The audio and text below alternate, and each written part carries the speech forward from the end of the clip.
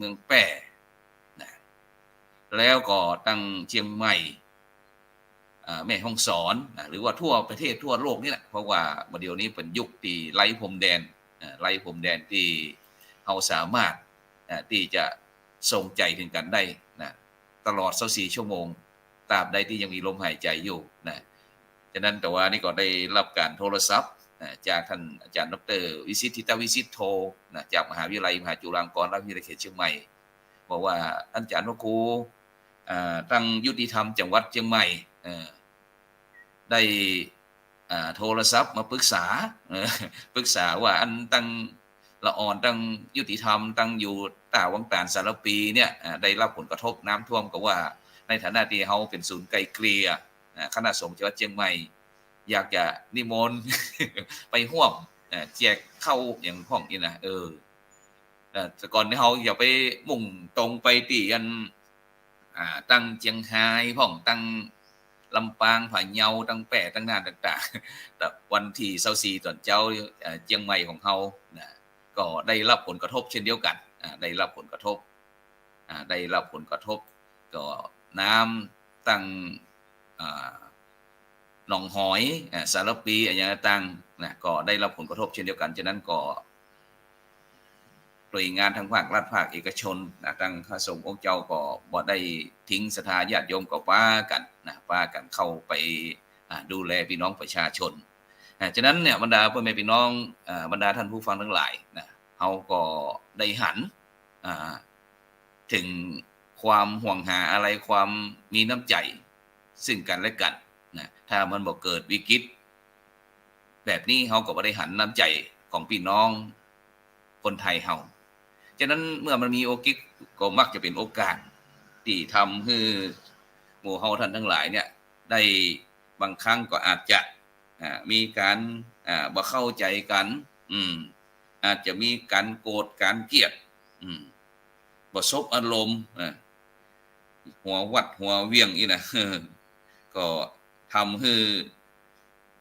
เยื่อใยที่เฮาเคยมีต่อกันก็อาจจะขาดไปพ่องเป็นช่วงเป็นระยะนะแต่เมื่อมันเกิดวิกฤตแบบนี้แล้วนะก็ทำให้เฮากลับมาประสานกันได้อย่างลงตัวนะเพราะความหันอกหันใจ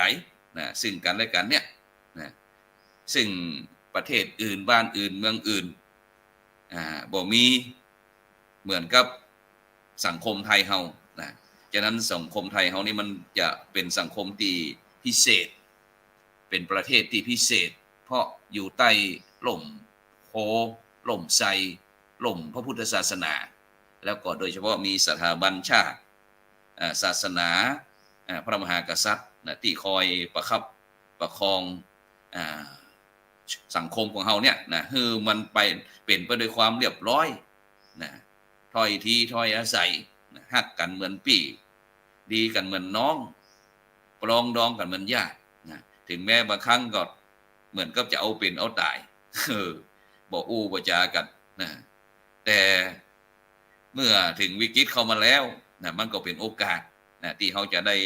กลับมาทบทวนความเก่าเล่าความหลังนะพี่น้องเพื่อนพ้องน้องพี่ทั้งหลายเนี่ยนะได้มีโอกาสมาพินิจพิจารณานะถึงเหตุการณ์ที่ผ่านไปเนี่ยว่าเขาจะควรจะมีการแก้ไขหรือว่าปรับปรุงเปลี่ยนแปลงจะใดนะซึ่งถือว่าเป็นโอกาสที่ดีที่สุดนะฉะนั้นเวลา1วันก็มี24ชั่วโมงเนาะ1วันนี้มี24ชั่วโมงแล้วก็ อายุไขของมนุษย์คนเฮาเนี่ยก็มีประมาณสัก100ปีสูงสุดละนะ100ปีเวลาคนเฮาเนี่ยมันมีเพียงน้อยนิดเพียงน้อยเดียวพูดง่ายๆพระเจ้าก็บอกว่าชีวิตนี้มันสั้นนะมันน้อยนะซึ่งถ้าเฮาท่านทั้งหลายแบ่งช่วงเวลาที่มีโอกาสแต่แล้วมันยิ่งน้อยลงเข้าไปใหญ่นะตอนเป็นเด็กเป็นละอ่อนก็ยังไร้เดียงสา ยังบ่ประสีภาษาเรื่องบุญเรื่องกุศลแล้วก็ต้องศึกษาหาความรู้แต่เมื่อเรียนจบแล้วก็ต้องทำงานมีครอบมีครัวมีลูกมีหลานมีผู้สืบสกุลพออายุ60ก็ได้พักเกษียณนะซึ่งหลายท่านหลายคนก็เหลือเวลานี้ก็วันที่28 29 30กันยาก็จะหมดแล้วเหลือเวลาวัน2วันนะหลังจากที่เคยมีหัวโขนเป็นนั่นเป็นนี่เป็นผู้บังคับบัญชาเป็นผอ.เป็นเจ้านายเป็นปลัดเป็นผบ.เป็นผอ.เป็นรสพอย่างแล้วก็แล้วแต่นะมันก็หลังที่วันที่30กันยานี่ก็1ตุลานี่ก็เป็นชีวิตใหม่แล้วนะยังดีน้อยหนึ่ง ที่สังคมไทยเขาในช่วงนี้ก็กระปี้กระเป๋านะเพราะว่าเดินทางไปทางไหนช่วงนี้ปักท่อนะตู้ ATM นี่นะ คนเข้าแถวกันเป็นหางว่าวนะ14 ล้านคนกลุ่มเปราะบางก็ได้ความฮักความเมตตาความปรารถนาดีจากทางรัฐบาลได้จัดสรรงบประมาณช่วยเหลือเยียวยากลุ่มเปราะบาง14 ล้านกว่าคนเนี่ยคนละ 10,000 บาทนะซึ่งก็ทำให้พี่น้องคนไทยเขากลับมีชีวิตชีวานักยิ่งขึ้นนะเพราะหลายท่านหลายคนนี่เขาฟังจากการสัมภาษณ์หลังจากอู้จ๋าแล้วโอ้โหบางท่านบางคนบอกเคยคนเฒ่าโดยเฉพาะกลุ่มเปราะบางเนี่ยว่าจะเป็นคนพิการก้าผู้สูงอายุคนเฒ่าคนแก่กันบางครั้งเกิดมาตลอดชีวิตถึงปัจจุบันเนี่ยอายุ60 70 80 90ต่างๆเนี่ยบอกเคยกำเงินหมื่นกับเถื่อนะก็คือลูกคือหลานไปกด ATM มานะก็ซึ่งก็ถือว่าเป็นบุญเป็นกุศลนะที่เขาได้คือความสุขคือกับมนุษย์คนหนึ่งชีวิตหนึ่งเนี่ยได้มีโอกาสที่ดีๆที่สุดนะซึ่งก็บ่ใช่ตอนเกษียณอายุราชการ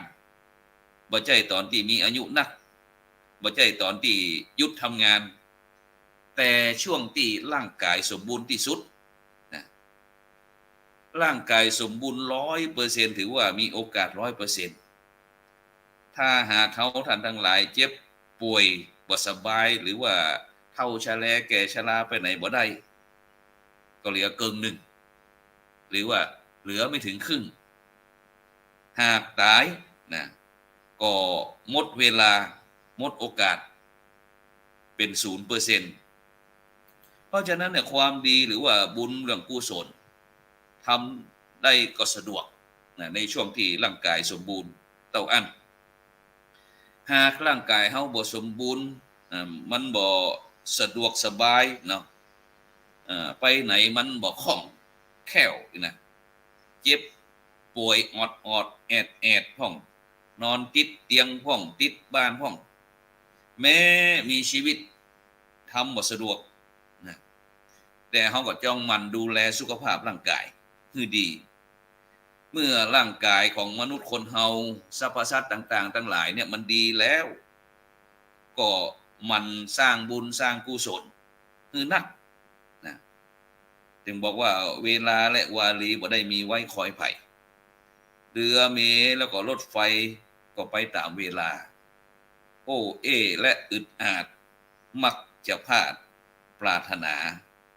พลาดแล้วจะโศกาอนิจจาเฮาชาเองเพราะฉะนั้นเนี่ยบรรดาท่านผู้ฟังทั้งหลายนะตราบใดที่เฮายังมีลมหายใจอยู่ต้องมันเนอะนะมันสร้างคุณงามความดีมันสร้างประโยชน์มันฮือรางวัลนะกับตัวเองอย่าพ่องบ่ใช่ว่าตลอดชีวิต 5-60 ปี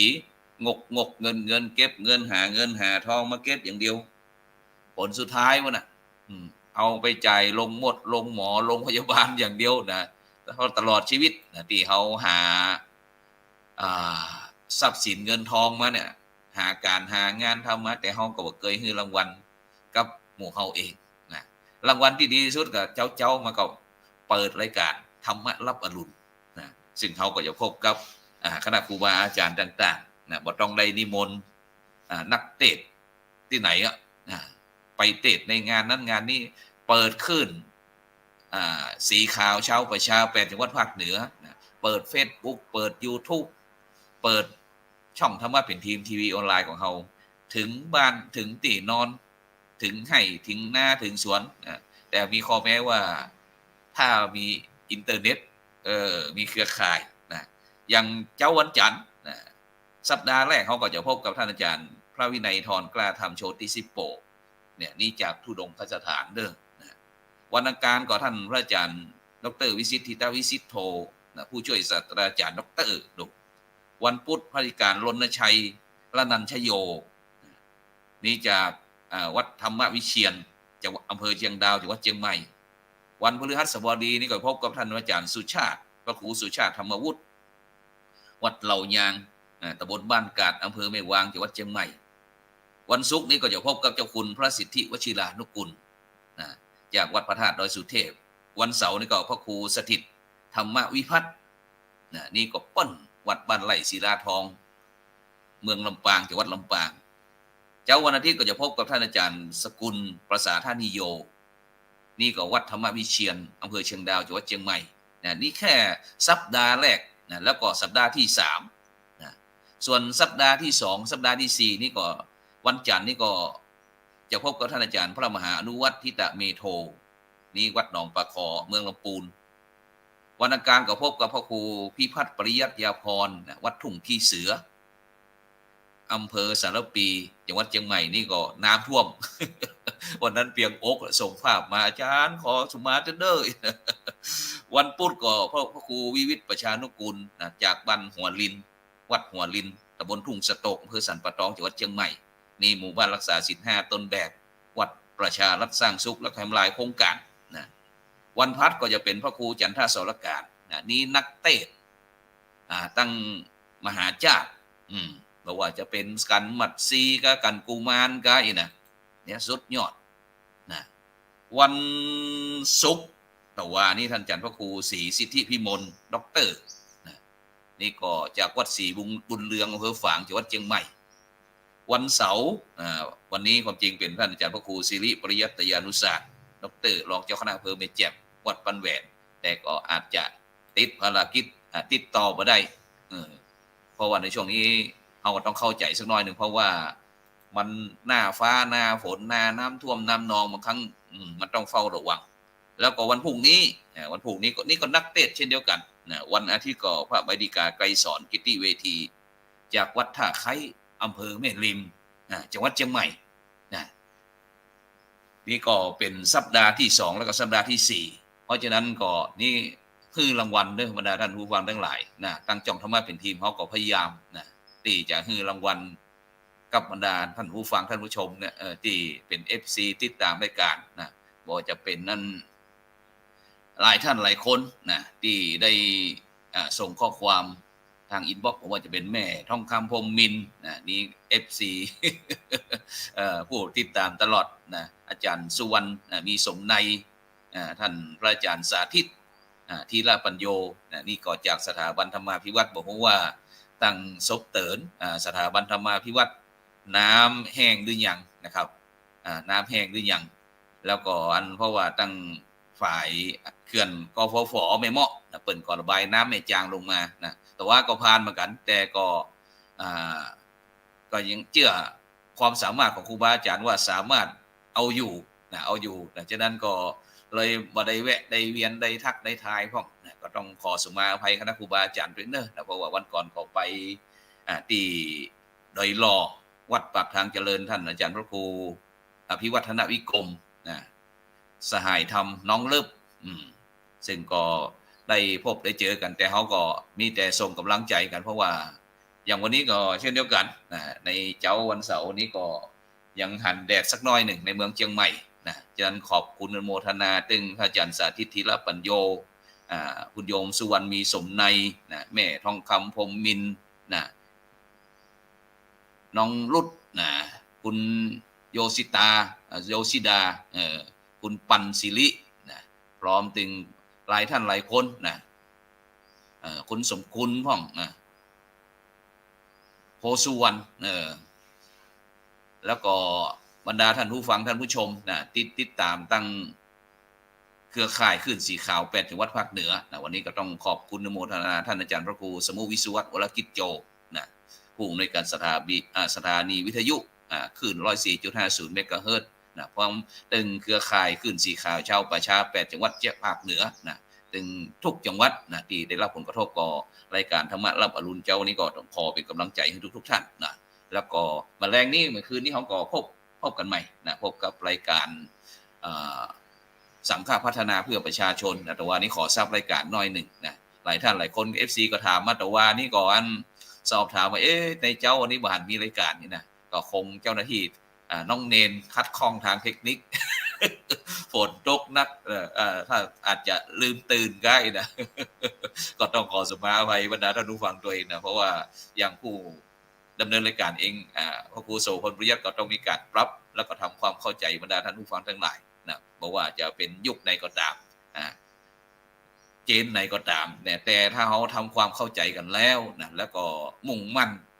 ในการที่เขาจะเดินทางไปถึงจุดหมายปลายทาง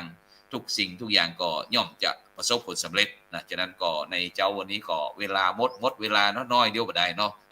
ก็นำรายการธรรมะรับอดุลของเจ้าวันเสาร์นะที่28เดือนกันยายนปีพุทธศักราช2567จากบรรดาท่านผู้ฟังไปก่อนเนาะไปคืนเขาพบกันใหม่แล้วก็จะได้ได้จาเรื่องอย่างนั้นก็คอยติดตามกันแล้วกันเป็นกำลังใจกันส่งข้อความกดไลค์กดแชร์นะเพื่อเป็นธรรมทาน